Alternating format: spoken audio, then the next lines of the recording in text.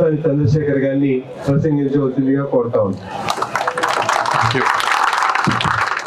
ఈ కార్యక్రమానికి నన్ను ఆహ్వానించిన నసీర్ గారికి, అదేవిధంగా పెద్దలు ఖలీల్ గారికి, మక్బూల్ గారికి, పెద్దలు సుబాని గారికి, వెంకటరమణ గారికి, భరత్ రెడ్డి గారు, సీతారామయ్య గారు, గౌస్ గారు, అదేవిధంగా షబీర్ గారు, అబ్దుల్లా గారు, హుస్సేన్ బాషా గారు, ముజీబ్, అదేవిధంగా వేదిక అలంకరించిన పెద్దలందరికీ, వేదిక ముందున్నటువంటి ఆటో నగర్ కార్మికులందరికీ కూడా నా హృదయపూర్వక కృతజ్ఞతలు.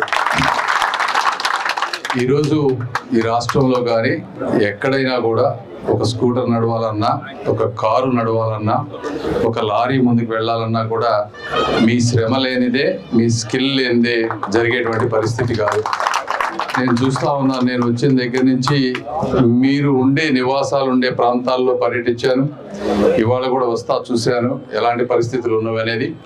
రోడ్ల విషయం వస్తే తప్పించి, అదేవిధంగా ఈ వాటర్ సమస్య కానీ, మీకు కావాల్సిన ఫెసిలిటీస్, గబక్కన ఏదైనా యాక్సిడెంట్ అయితే దగ్గరగా వెళ్ళి చేసుకునేటువంటి ఒక ఎమర్జెన్సీ హాస్పిటల్ ఫెసిలిటీ కానీ, ఫైర్ ఇంజిన్ సౌకర్యాలు కానీ, ఇవన్నీ కూడా నేను వింటా ఉన్నాను. ఏవేంటి మీరు ఎంత ఇబ్బందులు పడుతున్నారు అనేవి ఇవన్నీ నాకు అర్థమవుతూ ఉన్నాయి. వాటర్ సమస్య అనేది ఇన్ని రోజుల నుంచి వాటర్ లేకపోవడం అనేది చాలా బాధాకరం. ఇక్కడే కాదు, గుంటూరు చుట్టుపక్కల ప్రాంతంలో కూడా ఇది చాలా తీవ్రంగా ఉంది.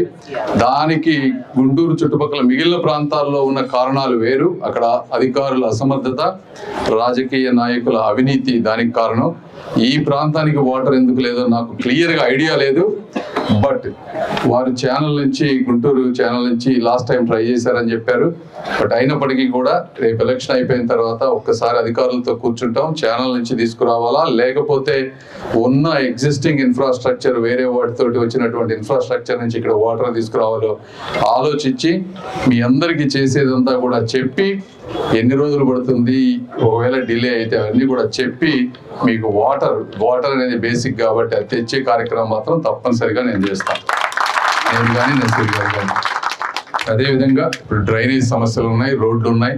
మరి ఇట్లా ఉంటే రేపు ఎప్పుడన్నా వర్షం పడ్డప్పుడు ఈ ప్రాంతం ఎలా ఉంటుందో నేను అర్థం చేసుకోగలను. ఇప్పుడు ఇట్లా ఉందంటే ఆ రోడ్లు కూడా అయ్యే విధంగా స్టేట్ గవర్నమెంట్లో ఈరోజు పరిస్థితి ఏంటంటే ఫండ్స్ ఏమీ లేవు అక్కడ. అయినప్పటికీ కూడా ఒక 6 నెలలు 1 year లేట్ అయినా కూడా ముందుగా ప్రపోజల్స్ పెట్టి ఎక్కడెక్కడ ఫండ్స్ ఉన్నాయో మేము కూడా వెతికి కొంత ఎంపీ ఫండ్స్ యాడ్ చేయటం కానీ, సిఎస్ఆర్ ఫండ్స్ కానీ, రాజ్యసభ ఫండ్స్ కానీ అవి కొన్ని తీసుకొచ్చి ఎంత వీలైతే, మొత్తం కాకపోయినా కూడా ఎంత వీలైతే అంత చేసే ఒక ఆశయం, చెయ్యాలనే ఒక కోరిక మాకున్నాయి అనేది మీరు అర్థం చేసుకోవాలనేది నేను చెప్తా ఉన్నాను. అదేవిధంగా మీరు చెప్తా ఉన్నారు 23 సంవత్సరాల నుంచి ఏకగ్రీవంగా ఎన్నుకున్నారు మన అబ్దుల్లా గారిని, అదేవిధంగా షబీర్ గారిని 10 సంవత్సరాలు. అంటే జనరల్గా ఒక యూనియన్లో అన్ని రోజులు ఏకగ్రీవంగా ఎన్నుకున్నారంటే మీలో ఎంత యూనిటీ ఉందో కూడా నాకు అర్థమవుతా ఉంది. అలా యూనిటీ ఉంటే రాజకీయ నాయకులుగా మాకు కూడా ఒక పని చేయాలంటే చాలా ఈజీ. ఎందుకంటే మీరు ఆ సమస్యలన్నీ వారి దృష్టికి తీసుకెళ్తే వారితోటి మాట్లాడి తప్పనిసరిగా కలిసికట్టుగా మీ ప్రాంతానికి మీరు ఎప్పుడు చూడనటువంటి అభివృద్ధి సాధ్యమైనంత శక్తి మేరకు మేము చేయడానికి మాకు ఈజీగా ఉంటుంది. అదేవిధంగా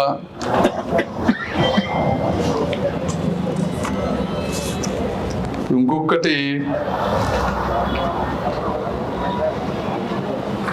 ఇవి ప్రస్తుతానికి నాకు తెలిసిన సమస్యల వరకు వీటి వరకే నాకు అర్థమైనవి. ఇవి కాకుండా ఒకే ఒక్కటి ఏంటంటే, చాలా మందికి చుట్టుపక్కల విపరీతమైనటువంటి సమస్య, ఇళ్ల సమస్య ఒకటి ఉంది.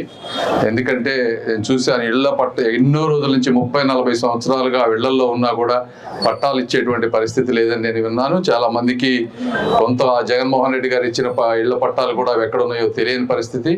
తెలుగుదేశం పార్టీ వచ్చిన తర్వాత తప్పనిసరిగా ఈ రోడ్లు, డ్రైనేజీ, వాటర్ కాకుండా ఇళ్ల సమస్య కూడా కంపల్సరీగా మేము ఇద్దరం టేకప్ చేస్తాం. ఎందుకంటే కష్టపడి పనిచేసే మీరు ఇళ్ళు కట్టుకోవాలంటే చాలా ఖరీదైంది. అది ఇళ్ళు అనేది ప్రతి ఒక్కరికి, ప్రతి పేదవాడికి ఇళ్ళు లేకుండా ఉండటం అనేది కరెక్ట్ కాదు. 5 సంవత్సరాల్లో సాధ్యమైనంత వరకు ఇళ్ళు నిర్మించే కార్యక్రమం కూడా మేము తప్పకుండా చేస్తాను, ఈ సమస్యలు కాకుండా. ఇవన్నీ మీరందరూ ఇక్కడ ఈరోజు మమ్మల్ని మీరు ఒక్కటే కోరుకుంటా ఉన్నాం, ఇంకొకటి బీజేపీ గురించి మాట్లాడాలి. ఎందుకంటే మీకు ఉన్నటువంటి అపోహలు అందులో నేను తప్పు పట్టడం లేదు, ఎందుకంటే ఉంటుంది, ఎందుకంటే ఎక్కడెక్కడో చూస్తారు, ఏదో చెప్తా ఉంటారు, కాబట్టి మీరు భయపడటంలో తప్పు లేదు. నేను ఒకటే చెప్తా ఉన్నా, మీరు చరిత్ర తీసుకుంటే నందమూరి తారక రామారావు గారు, సుబాని గారు చెప్పినట్టు బుడేఖాన్ గారిని ఫస్ట్ పెట్టి ఇక్కడ ఎమ్మెల్యేగా గెలిపించింది తెలుగుదేశం పార్టీ. ఆ తర్వాత చంద్రబాబు నాయుడు గారు లాల్ జాన్ బాషా గారిని ఇక్కడ కానీ లేకపోతే నర్సరావుపేటలో కానీ రాజ్యసభకు కానీ పంపించింది నారా చంద్రబాబు నాయుడు గారు. అదేవిధంగా వాజ్పేయి గారు బీజేపీ గవర్నమెంట్ ఉన్నప్పుడు అబ్దుల్ కలాం గారిని వెతికి మరి రాష్ట్రపతిని చేసింది కూడా తెలుగుదేశం పార్టీ. అప్పుడు కూడా తెలుగుదేశం పార్టీది. మీరు ఒక్కడ గుర్తుపెట్టుకోవాలి, ఈరోజు ముస్లిం సమాజానికి ఒక గొప్ప వ్యక్తిగా, కీర్తిచ్చే వ్యక్తిగా మీరు కానీ మేము కానీ ప్రపంచంలో అందరూ అభిమానించేటువంటి వ్యక్తి అబ్దుల్ కలాం గారు. మరి అలాంటి వ్యక్తిని ఎతికి తీసుకొచ్చింది చంద్రబాబు నాయుడు గారు అంటే మీరు అర్థం చేసుకోవాలి అన్ని వర్గాల ప్రజలను ఏ విధంగా ఆయన ఆలోచిస్తారు అనే దానికి ఇది ఒక ఉదాహరణ. మీరు జగన్మోహన్ రెడ్డి గారు ఎప్పుడైనా ఒక ముస్లిం సోదరుడిని ఒక మంచి పొజిషన్కి తీసుకెళ్లిన బాబత్ ఎక్కడన్నా ఉందా? ఆయన పోస్టర్లో చూస్తే ఆయన బొమ్మ తప్పించి ఆయన కోసం కష్టపడ్డ వాళ్ళు కానీ వేరే వాళ్ళు ఎక్కడ కూడా వేరే వాళ్ళకి పేరు రావాల్సినటువంటి అవకాశం కూడా ఆయన ఇవ్వరు. మీరు సిద్ధం పోస్టర్లు చూస్తుంటారు కదా, సిద్ధం పోస్టర్లో వేరే వాళ్ళ బొమ్మ ఎక్కడన్నా ఉందా? జగన్మోహన్ రెడ్డి అక్కడే ఒక మనిషి వ్యక్తిత్వం తెలుస్తుంది, ఒక నిరంకుశత్వం, ఒక స్వార్థపూరితమైనటువంటి ఆలోచనలు అలా ఉంటాయి. తెలుగుదేశం పార్టీలు అవన్నీ ఉండవు.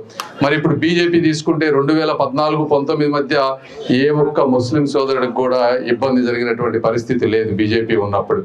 ఈరోజు మరి లాస్ట్ 5 సంవత్సరాలు తీసుకుంటే జగన్మోహన్ రెడ్డి గారు ఏ పార్టీకి సపోర్ట్ చేశారు? కాంగ్రెస్కి చేశారా, సిపిఐకి చేశారా, సిపిఎంకి చేశారా? ఆయన కూడా చేసింది బీజేపీకి. కాకపోతే కేవలం అఫీషియల్గా పొత్తు పెట్టుకోలేదు, అది ఒక్కటే ఆయన చేయనటువంటిది. లోపలికి వెళ్ళి మరి ముస్లిం సమాజం మీద ఎన్నో బిల్లులు వచ్చినాయి, వాటి గురించి ఎవరన్నా చర్చించారా, ప్రశ్నించారా? ఏమీ లేదు కదా. మరి అలాంటప్పుడు ఉంటే ఏంటి, ఉపయోగం లేకపోతే ఏంటి, అది మీరు ఒక్కసారి అర్థం చేసుకోవాలి. ఇప్పుడు బీజేపీ అనేది మీరు ఒప్పుకున్నా, నేను ఒప్పుకున్నా, ఒప్పుకోకపోయినా ఒక బలమైన రాజకీయ పార్టీ, రేపు మళ్ళీ గవర్నమెంట్ ఫామ్ చేయబోతున్నటువంటి పార్టీ.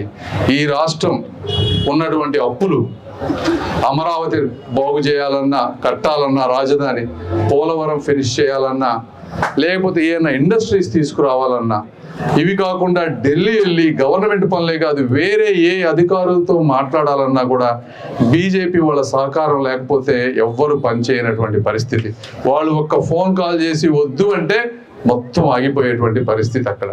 ఇటువంటి పరిస్థితులలో, తప్పని పరిస్థితులలో రాష్ట్ర ప్రయోజనాల దృష్ట్యా మీ అందరికీ చెప్పి స్ట్రైట్ ఫార్వర్డ్గా మీ ఆశీర్వాదం తీసుకొని బీజేపీతో పొత్తు పెట్టుకున్నాం తప్పించి వేరే ఉద్దేశం ఇందులో ఏమీ లేదు.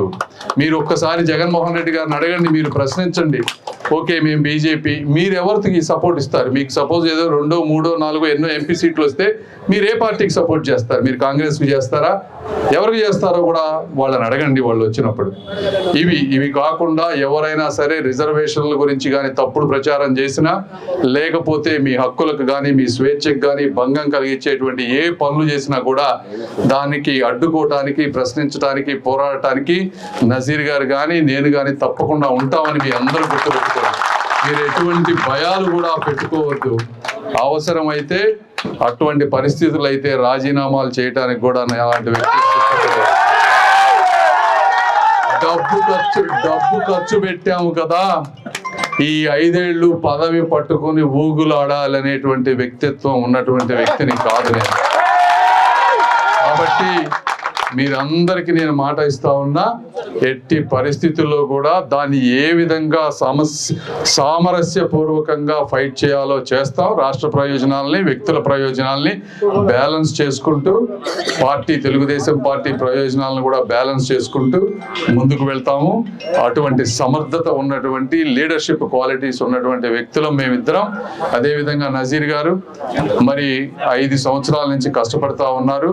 తెలుగుదేశం పార్టీ మీద ఎన్ని కేసులు పెట్టినా నాయకుల మీద అండగా ఉన్నారు. మీరు ఏ రోజు పొద్దున్న నుంచి సాయంత్రం వరకు ఎప్పుడు ఫోన్ చేసినా కూడా ఫోన్ ఆన్సర్ చేసి ముందున్నటువంటి వ్యక్తి. యువకులు, అవతల వ్యక్తి 10 సంవత్సరాల నుంచి ఇక్కడ ఉన్నారు, మీరు చూస్తూ ఉన్నారు ఎంత అభివృద్ధి చెందిందో. ఆయన గంజాయి అమ్ముతా ఉన్నారు. ఇలాంటి పరిస్థితుల్లో ఒక్కసారి కొత్త వాళ్ళకి అవకాశం ఇవ్వండి.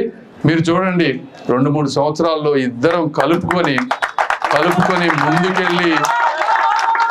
ముందుకెళ్ళి అవినీతి లేకుండా మేమిద్దరం మా శక్తి మేరకు కష్టపడి మీ అందరికీ మంచి చేస్తామని తెలియజేసుకుంటూ, ఈ అవకాశం ఇచ్చిన మీ అందరికీ కూడా మనస్ఫూర్తి కృతజ్ఞతలు తెలుపుకుంటూ సెలవు తీసుకుంటున్నాను.